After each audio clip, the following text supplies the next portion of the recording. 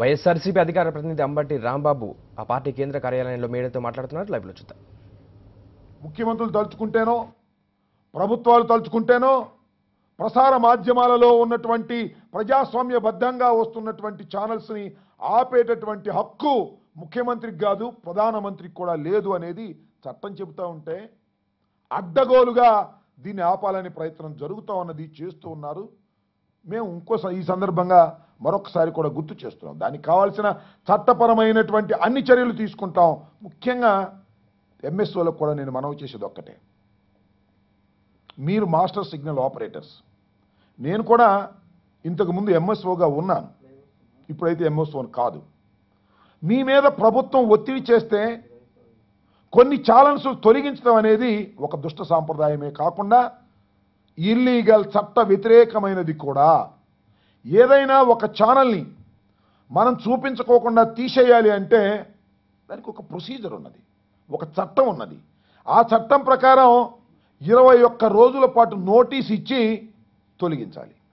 అలా కాకుండా ముఖ్యమంత్రి గారు చెప్పారు, హోంమంత్రి గారు చెప్పారు, లోకేష్ గారు చెప్పారని మీరు తొలగిస్తే నేను అడుగుతా ఉన్నా, ముఖ్యమంత్రి గారు, హోంమంత్రి గారు శాశ్వతం కాదు.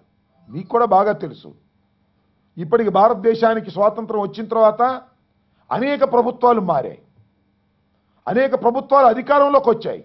ప్రభుత్వాలు చెప్పినట్టుగానే ఛాలెంజ్ ప్రసారాలు చూపించాలి అంటే సాధ్యపడేటువంటి అంశమేనా? ముఖ్యమంత్రి గారు చిరస్థాయిగా ముఖ్యమంత్రిగా ఉంటారని గ్యారెంటీ ఏమన్నా ఉన్నదా? ఇదేమన్నా రాజరిక వ్యవస్థ? ఆ ముఖ్యమంత్రి గారు పోయి మరొక ముఖ్యమంత్రి గారు వస్తే ఆ ముఖ్యమంత్రి గారు చెప్పినట్టుగానే మీరు ఛానల్స్ నడుపుతారా? ఇది మీది వ్యాపారం. కాబట్టి మీరు చట్ట వ్యతిరేకమైన కార్యకలాపాలకు పాల్పడటం అంటే మరి ప్రతి చర్యలు కూడా ఉంటాయనేది దయచేసి మర్చిపోవద్దని మనవి చేస్తున్నాం.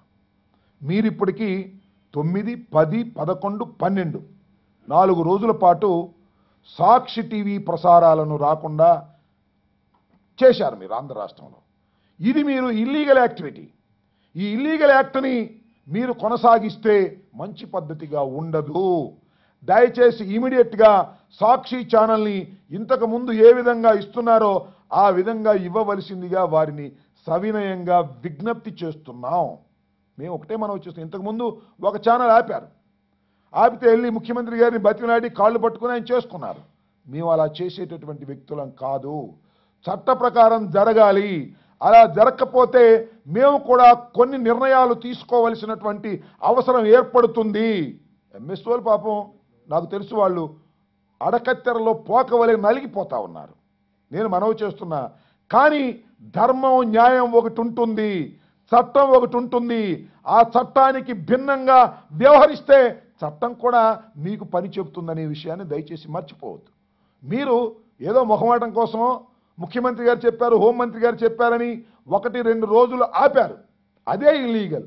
కానీ ఇంకా కొనసాగిస్తే ధర్మం కాదు, మర్యాద కాదు.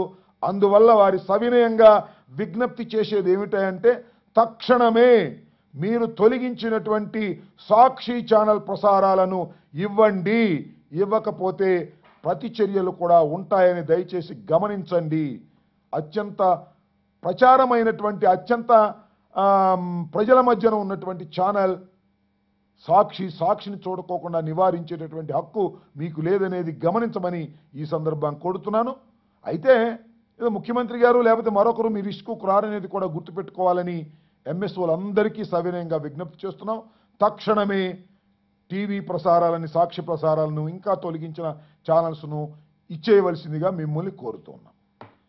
ఇక రెండో అంశం, నిన్న ముద్దగడ పద్మనాభం గారు నిరాహార దీక్ష చేస్తున్నారు.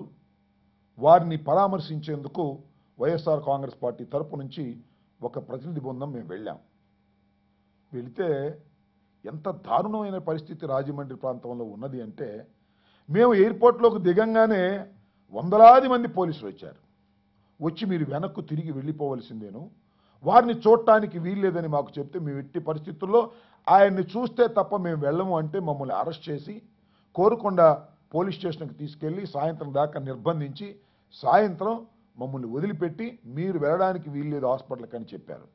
ఇది ప్రజాస్వామ్య దేశమేనా అని అడుగుతా ఉన్నా. ఎక్కడున్నాం మనం? రాజమండ్రిలో ఉన్నామా లేక పాకిస్తాన్లో ఉన్నామో అర్థం కానటువంటి దౌర్భాగ్యమైన పరిస్థితిలో ఇవాళ పరిపాలన సాగుతా ఉన్నది. ఇవాళ విహెచ్ హనుమంతరావు గారు కూడా వెళ్ళి పరామర్శించడానికి వెళ్తే ఆయన కూడా అరెస్ట్ చేసినట్టుగా వార్తలు వింటున్నాం. ఏమిటి మీ ఉద్దేశం చంద్రబాబు నాయుడు గారు అని అడుగుతా ఉన్నా. ఇది ధర్మమైనటువంటి విషయమేనా? ఇవాళ ఇంత దారుణంగా పరిపాలన చేస్తూ మేము అన్నీ చేసేస్తున్నాము, బ్రహ్మాండంగా చేస్తున్నాము అనేటువంటి మాట ఇవాళ చంద్రబాబు నాయుడు గారు మాట్లాడుతూ ఉన్నారు. లోపల ఏం జరుగుతుంది అసలు? ముద్రగడ పద్మనాభం గారిని 9వ తారీఖున తీసుకువెళ్లారు. మరి కొన్ని విజువల్స్ చూస్తే అవి అధికారికంగా వచ్చినటువంటి విజువల్స్ కాదు. అక్కడ ఉన్నటువంటి వ్యక్తులు ఎవరో వారి సానుభూతి పరులు తీసి పంపించినటువంటి విజువల్స్ చూస్తే బాధేస్తున్నది. ఆయన్ని ట్రీట్మెంట్ చేయడానికి ప్రయత్నం చేస్తే నేను ట్రీట్మెంట్ చేయించుకోను, చచ్చిపోతాను అని ఆయన తలకాయని మంచానికేసి కొట్టుకోవడానికి చూస్తుంటే ఇంత దారుణంగా వ్యవహరించవలసినటువంటి అవసరం ఉన్నదా ప్రభుత్వానికి? ఒక కసబ్బుని ఏ విధంగా ట్రీట్ చేయాలో అంతకన్నా ఘోరంగా ట్రీట్ చేసినటువంటి పరిస్థితి ఇవాళ ముద్రగడ పద్మనాభం గారికి వచ్చింది అంటే చంద్రబాబు ఉద్దేశం ఏమిటి? చంద్రబాబుకి ఏమైందని అడుగుతా ఉన్నా. మీరందరూ చూస్తున్నారు. ఎప్పుడైనా ఈ రాష్ట్రంలో ఇలాంటి పరిస్థితి ఏర్పడిందా? ఇంత పోలీసు బలగాలను తీసుకొచ్చి ఇలాంటి దౌర్జన్యకరమైనటువంటి విషయాలు చేస్తూ ఉంటే ప్రజాస్వామ్యవాదులు మేల్కొలవలసినటువంటి అవసరం ఉన్నదని నేను మనవి చేస్తున్నా. అసలు నేను అడుగుతాను, పోలీస్ వ్యవస్థ ఉందెందుకండి? ఎస్పీలు ఉందెందుకండి? సిఐలు ఉందెందుకండి? ఛానల్ సాపమని ఫోన్ చేసి బెదిరించడానికి ఎస్పీలు ప్రయత్నం చేస్తారా? మీ డ్యూటీ అదేనా? ఏమండి ఎస్పీ గారి ధర్మమేనా మీకు? అంతేకాదు, పోలీసులు స్వచ్ఛందంగా కొట్లు మూసేస్తున్న వారి దగ్గరకు వెళ్ళి లాఠీలు కొట్టి మీరు బంద్ చేయడానికి వీల్లేదు, మీరు షాపులు తెరవండి అంటే ఏమిటిది? ఏ రాజ్యంలో ఉన్నాం మనం? అంటే స్వచ్ఛందంగా బంద్ వ్యాపారులు చేస్తుంటే ముద్రగడ పద్మనాభం గారికి అనుకూలంగా పోలీసులు వెళ్ళి వాళ్ళ దౌర్జన్యం చేసి బంద్ని విఫలం చేయాలనేటువంటి ప్రయత్నం చేస్తున్నారంటే పోలీస్ వ్యవస్థ దేనికి ఉపయోగపడుతుంది? ఒక కానిస్టేబుల్ దగ్గర నుంచి ఐపీఎస్ ఆఫీసర్ వరకు కూడా నేను ప్రశ్నిస్తున్నా. మీరు కొట్లు మూంచడానికి, ఛానల్స్ ప్రసారాలు ఆపడానికి మీరు లాఠీలు తుపాకులు ఉపయోగించేటటువంటి దౌర్భాగ్యమైన పరిస్థితికి కాకి బట్టలు వేసుకున్నటువంటి పోలీస్ వ్యవస్థ దిగజారకూడదు, గుర్తుపెట్టుకోమని మనం చేస్తున్నాం. మీరు లా అండ్ ఆర్డర్ కాపాడవలసిన వాళ్ళు. అంతే తప్ప చంద్రబాబు నాయుడు గారి మోచేతు నీళ్లు తాగడానికో, చంద్రబాబు నాయుడు గారు ఏం చెబితే అది చట్ట వ్యతిరేకమైనటువంటి కార్యకలాపాలు చేయడానికో పోలీసు వ్యవస్థ ఉండకూడదు. ఇది ఒక దుష్ట సాంప్రదాయానికి చంద్రబాబు నాయుడు గారు తెరతీస్తున్నారు. ఇది ధర్మం కాదని కూడా మనవి చేస్తున్నాం. అంతేకాదు, ఆయన నేను ఎస్పీ గారు వెళ్ళి పరామర్శించారట. ఆయన వచ్చి ఎస్పీ గారు చెప్తున్నారు ఏమని? ముద్రగడ పద్మనాభం గారు ఏమన్నారో చెప్తున్నారు. ఏమిటి అన్యాయం? ఆయన ఎవరు చెప్పడానికి? ముద్రగడ పద్మనాభం గారి దగ్గరికి ఏదైనా ఒక ప్రతినిధి బృందం వెళితే ఆయన చర్చలు చెబితే బాగుంటుంది. లేదంటే ముద్రగడ పద్మనాభం గారి చేతే బయటకు తీసుకొచ్చి చెప్పించవచ్చు కదా, లోపలికి తీసుకెళ్లి మీడియా వారికి చూపించవచ్చు కదా. కానీ ఒక కుట్రపూరితంగా వ్యవహరిస్తూ ఉన్నారు. అదేమంటే సిబిఐ ఎంక్వైరీ ఆయన అడగలేదు, ఆయన అడిగితే సిబిఐ ఎంక్వైరీ చేస్తాము. ఏమిటి దౌర్భాగ్యమైనటువంటి పరిస్థితి? నిన్నటి దాకా మొన్నటి దాకానేమో మన నిమ్మకాయల రాజప్ప గారి దగ్గర నుంచి అందరూ మినిస్టర్స్, పత్తిపాటి పుల్లారావు గారి దగ్గర నుంచి అందరూ మినిస్టర్స్ ఏమన్నారు? జగన్ చెబితేనే కీలు బొమ్మలాగా ఆడుతున్నాడు అని. జగన్ గారేమో సిబిఐ ఎంక్వైరీ వేయమంటే ఆయనేమో సిబిఐ ఎంక్వైరీ వద్దంటున్నాడు. మరి మేము ఆడుతున్నట్టుగా ఆడితే మరి ఆయన కూడా సిబిఐ ఎంక్వైరీ ఒప్పుకోవాలి కదా. నేను ముద్రగడ పద్మనాభం గారు ఒప్పుకుంటే సిబిఐ ఎంక్వైరీ వేస్తాము, లేకపోతే ఏమనేటువంటి పరిస్థితుల్లో మాట్లాడుతూ ఉన్నారు.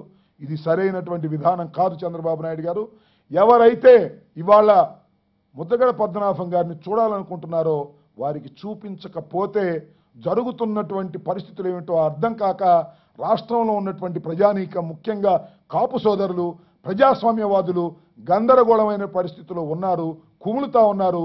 దయచేసి తక్షణమే ముద్రగడ పద్మనాభం గారిని ప్రెస్ ముందుకు తీసుకొచ్చి ఆయనతో మాట్లాడించాలి అని మేము డిమాండ్ చేస్తున్నాం. ఇది సరైనటువంటి పద్ధతి కాదు చంద్రబాబు నాయుడు గారి పరిపాలనా విధానం. దీనికి ఆయన ఖచ్చితంగా బాధ్యత వహించవలసి ఉంటుంది.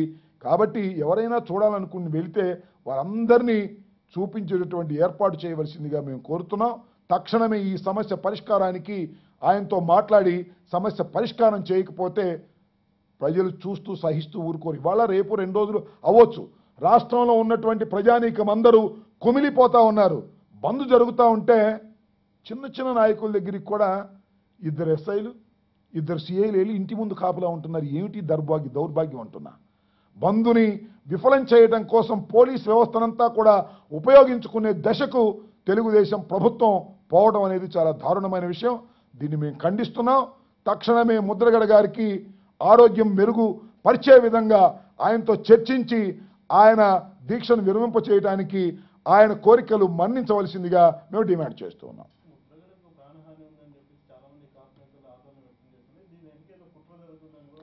ఖచ్చితంగా ఇప్పుడు నేను ఎందుకంటానంటే ఈ రాష్ట్రంలో ఒకానొక కాపు నాయకుడు వంగవీటి మోహన్ రంగా గారు నిరాహార దీక్ష చేస్తుండగానే తెలుగుదేశం గూండాల చేత హతమార్చబడినటువంటి వ్యక్తి.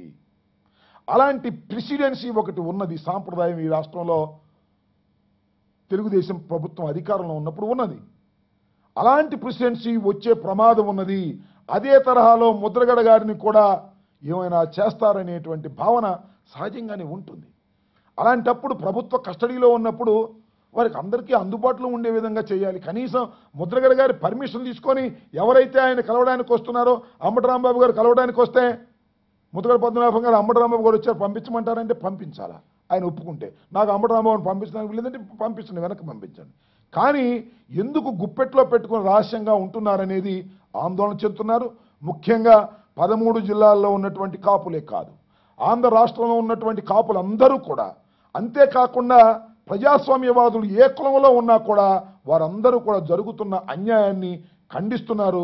ఖండిస్తే పత్రికలు వేయడానికి వీల్లేదు, అలాగే ఛానల్స్ చూపించడానికి వీల్లేదు. నాకు తెలుసు అన్ని ఛానల్స్కి కూడా అనాథరైజ్డ్గా మరి లోకేష్ బాబు గారు ఆర్డర్లు వేశారు.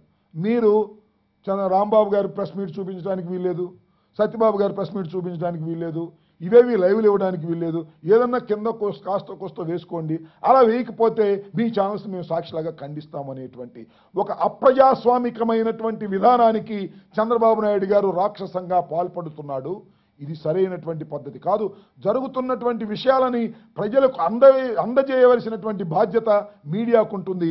ఆ బాధ్యతలో కూడా ఇంటర్ఫీర్ అవుతున్నటువంటి ఈ ప్రభుత్వం చాలా అన్యాయంగా వ్యవహరిస్తుంది. దీన్ని తీవ్రంగా ఖండిస్తుంది.